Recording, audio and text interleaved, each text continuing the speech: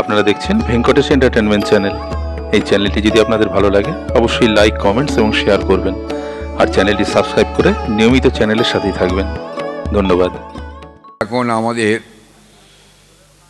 সামনে বক্তব্য উপস্থাপিত করবেন দক্ষিণাঞ্চল শাখা সংঘের প্রধান কর্মী শ্রীগুরু সংঘের যে আমাদের এই ভ্রাম্যমাণ চিকিৎসালয় আছে, চিকিৎসার গাড়ি আছে, তার সাথে যিনি যুক্ত আছেন আমাদের সত্যজিৎ ভৌমিকও বক্তব্য রাখবে। শ্রীগুরু জয়, শ্রীগুরু জয়। গুরু নারায়ণ এই নিবেদন, থাকে যেন মন তব শ্রীচরণে।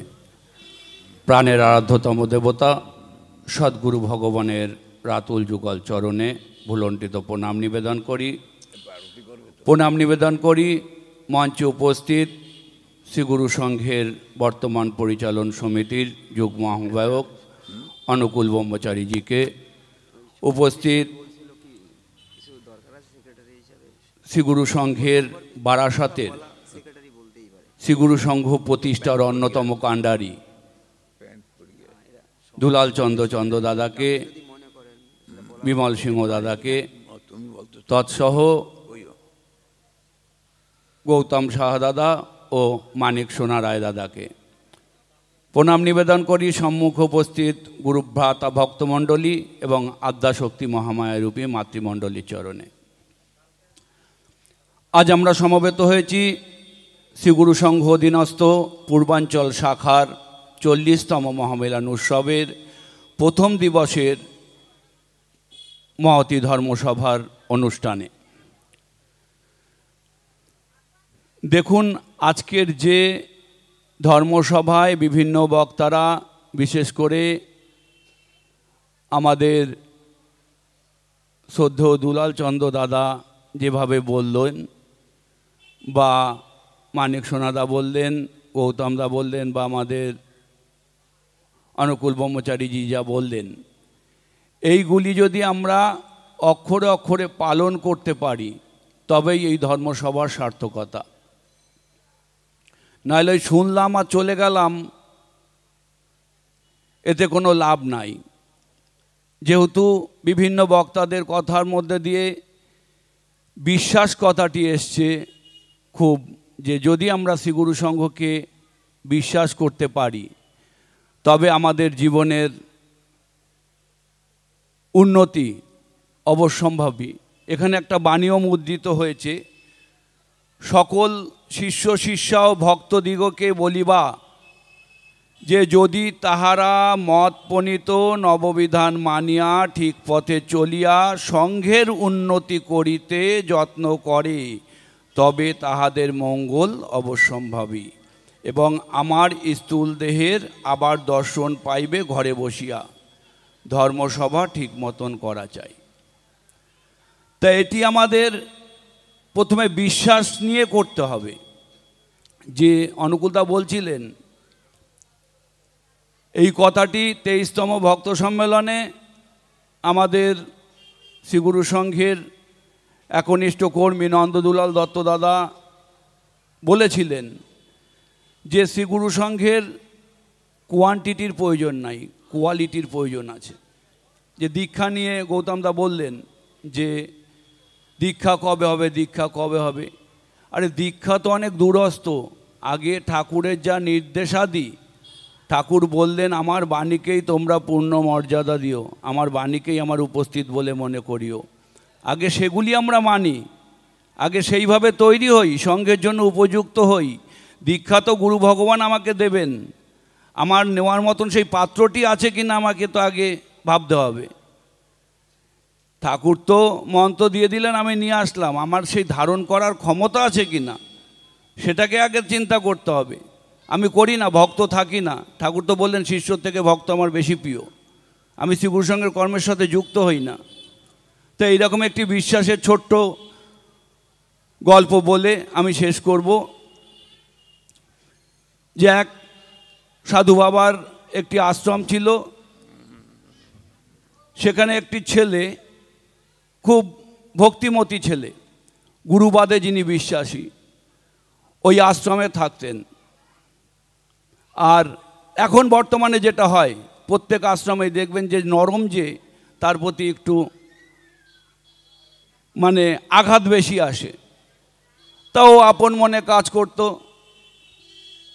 করায় আদার্স যারা শিষ্য ভক্ত ছিল, আর গুরু ভগবান খুব ভালোবাসতো, যে ওই আপন মনে গুরুবাদে বিশ্বাসী হয়ে কাজ করতো, গুরু ভগবান তাকে খুব ভালোবাসতেন। এবার যারা অন্য অন্য শিষ্য রয়েছে তারা সবসময় তার কাজের দোষ ত্রুটি ধরতো বা কিছু করত। এখন গুরু ভগবান তার পরীক্ষা নেওয়ার জন্য দুজনাকে দায়িত্ব দিলেন, আমি একটু পরিদর্শনে বেরোবো, এই কদিন তোমরা একটু আশ্রম চালাবে।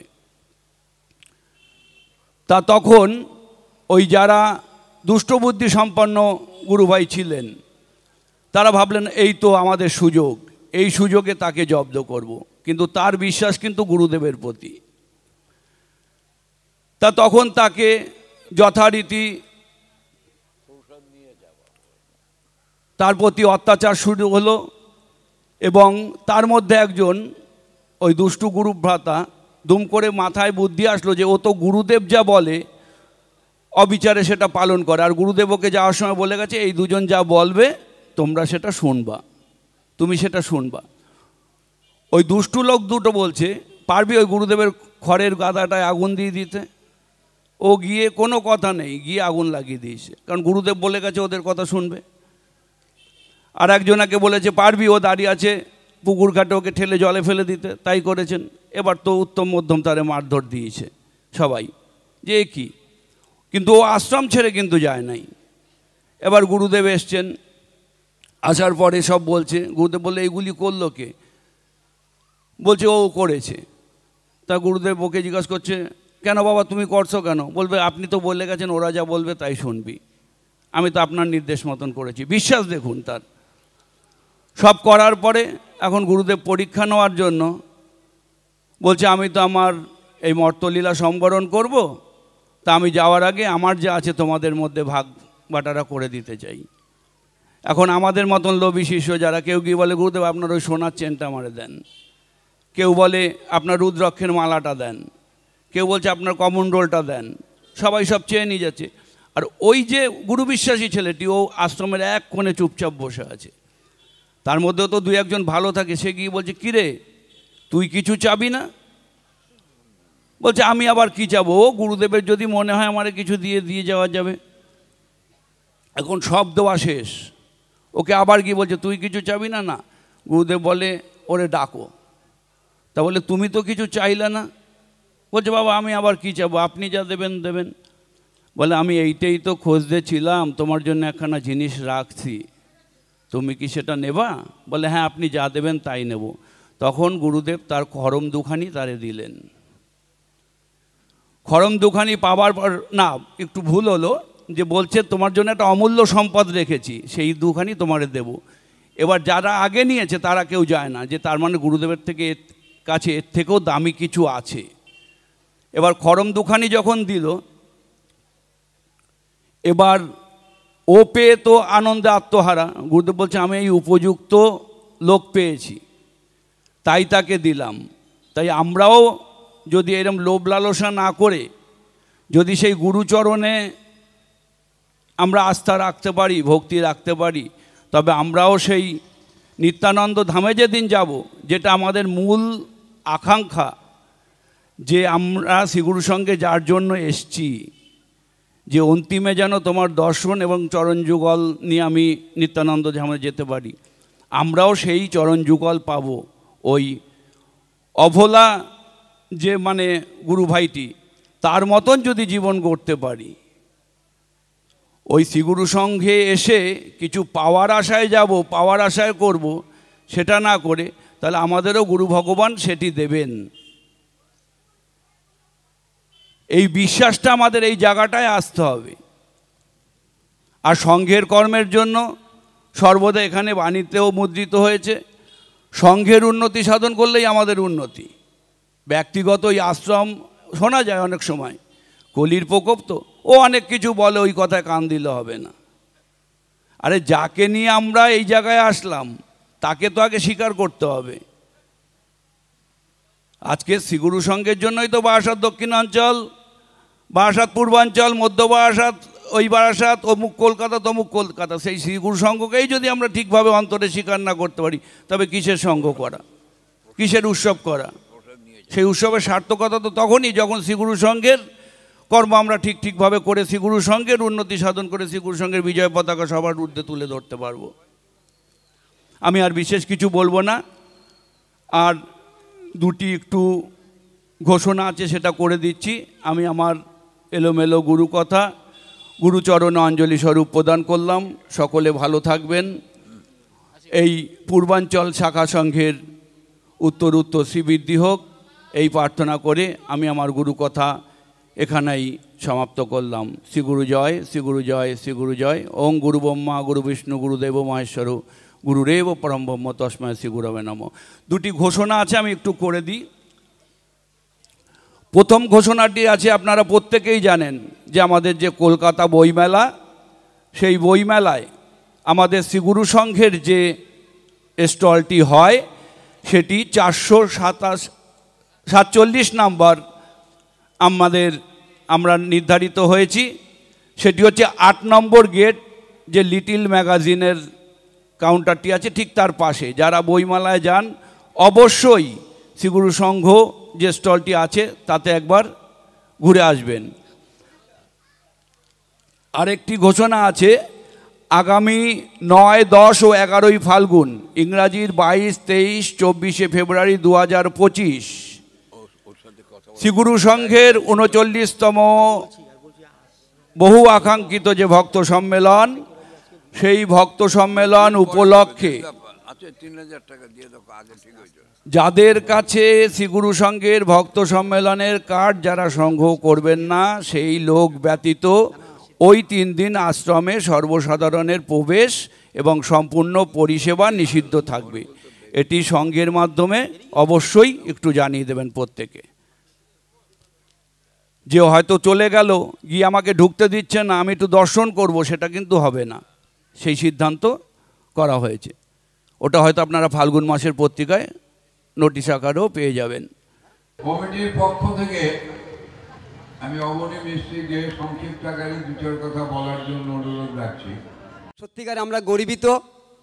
আমার সহকর্মী সম্পাদক স্বপনদা, উত্তমদা এবং পূর্ণিমা মজুমদার যারা আছেন, আজকে আমাদের এই যে ধর্মসভা বা আমাদের আজকে 3 দিনের উৎসবের প্রথম দিনে আমরা ধর্মসভাকে পাথেয় করে, এখানে বিভিন্ন তত্ত্বকথাকে পাথেয় করে, ধর্মীয় আচার অনুষ্ঠান কিভাবে পরিচালিত হবে সেগুলো পাথেয় করে আমরা আগামী 2 দিনের যে অনুষ্ঠান হবে সেগুলোকে আমরা আরও সুন্দর করে এগিয়ে নিয়ে যাব। সেই জন্য আমরা ধর্মসভাটাকে আগে করি। এবং আরও বলবো, আমাদের এই শাখা সংঘের শুধু সম্পাদক নয়, আমাদের শাখা সংঘের যে সমস্ত কর্মী দাদারা রয়েছেন, সত্যিকারের তাদের ধন্যবাদ দিয়ে আমি ছোট করব না। তারা সর্বান্তকরণে আমাদের কিছু কিছু গুরু ভাই আছেন যারা এই অঞ্চলের নন, অথচ বহু দূর থেকে তারা সকাল থেকে এসে বসে থাকেন। আমি একজনের কথা না বলেই পারছি না। আমাদের গোপাল কর্মকার দাদা হাঁটতে পারছেন না, সত্যিকারে তার প্রশংসা আমার করতে সামনে এসে যাচ্ছে।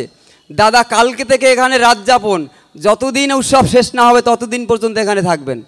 আমাদের গোপাল কর্মকার দাদা অসুস্থ মানুষ, তথাপিও এটি করছেন। এটা আমাদের পূর্বাঞ্চল শাখার সঙ্গে সবারই বৈশিষ্ট্য।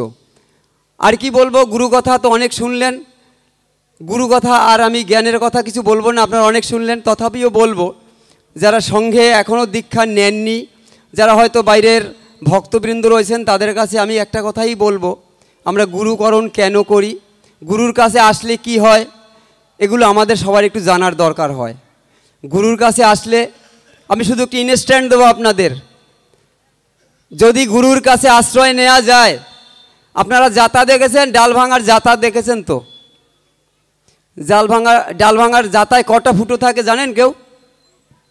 কটা ফুটো থাকে? 2টো ফুটো থাকে। কি ভুল বললাম না ঠিক বললাম মায়েরা? 2টো ফুটো থাকে। এবারে দেখুন গুরুকরণ করলে কি হয়। আমি একটা তত্ত্বমূলক কথা বলছি। যখন দাতাটাকে ঘুরানো হয় কাঠি দিয়ে, একটা ফুটো থাকে সাইডে, একটা ফুটো থাকে মাঝখানে, ঠিক কি না? তো এবারে যখন ওই ডালগুলো ওই সাইডের ফুটোর মধ্যে দিয়ে কাঠিটা দিয়ে ঘোরানো হয়, তখন কি হয়, ডালগুলো ভেঙে যায় কি না? ভেঙে যায়। কিন্তু যারা ভেঙেছেন এই ডাল এইভাবে জাতা করে, জাতায় দিয়ে যারা ডাল ভেঙেছেন, তারা একটু দেখবেন কিছু কিছু ডাল ভাঙে না, এই জাতার মধ্যেই থেকে যায়। বলুন তো কোথায় থাকে? যারা ভেঙেছেন মায়েরা বলতে পারবেন? যারা বয়স্ক মায়েরা আছেন, থাকে কোথায় বলুন তো? যেখানে খুঁটিটা থাকে, যেখানে কেন্দ্র করে ওই জাতাটা ঘোরে, দেখবেন ওই খুঁটিটার গোড়ায় কিন্তু ওই ডালগুলো আস্তই থেকে যায়। এখানে তত্ত্ব কি বলছে? এই গল্পটি কেন বললাম আপনাদের? তত্ত্ব কি বলেছে? গুরু নামক এই গোঁজকে যে আশ্রয় করে থাকবে, সে কোনোদিন নিঃশেষ হবে না। গুরুর কৃপায় সে অনেক ভালো থাকবে, ভাঙবে না কোনো দিন। ইহ জগতেই গুরুদেব তাকে কৃপা করে তার পরম গতি প্রাপ্তি করবে। যাক, আমাদের আরতির সময় হয়েছে, আর কোনো তত্ত্বকথাও শোনাবো না। আমি আমাদের এই পূর্বাঞ্চল শাখা সংঘের সমস্ত কর্মী দাদা যারা আছেন, যারা মায়েরা আছেন, সবচেয়ে প্রশংসা মায়েদেরই বেশি কর্তব্য করা আমি মনে করি। কারণ আমরা যা কাজ করি মায়েরা তার চেয়ে বেশি করে, আগের দিন থেকেই সব কিছু করে। আমি সবাইকে শ্রী গুরু জয় বলবো, ধন্যবাদ দেব না, কাউকে ধন্যবাদ দিয়ে ছোট করব না। আজকের এই উৎসবের সম্পাদক হিসাবে আমি দু চার কথা বললাম। আপনাদের সবাইকে অনেক ধন্যবাদ এবং সর্বোপরি শ্রী গুরু জয় সম্ভাষণ জানিয়ে আজকে আমার ছোট ছোট যেটুকু বুঝলাম বললাম, সবাই অপরাধ ক্ষমা করে দেবেন গুরুদেবের কাছে, এই আমার প্রার্থনা। শ্রী গুরু জয়, শ্রী গুরু জয়, শ্রী গুরু জয়। শ্রী গুরু সংঘ কি, শ্রী গুরু সংঘ কি, শ্রী গুরু সংঘ কি, শ্রী শ্রী গুরু মহারাজ জিউ কি, শ্রী শ্রী গুরু মহারাজ জিউ কি, বারাসাত পূর্বাঞ্চল শাখা সংঘ কি, বারাসাত পূর্বাঞ্চল শাখা সংঘ কি, মহতি অনুষ্ঠান কি, মহতি ধর্মসভা কি, মহতি ধর্মসভা কি।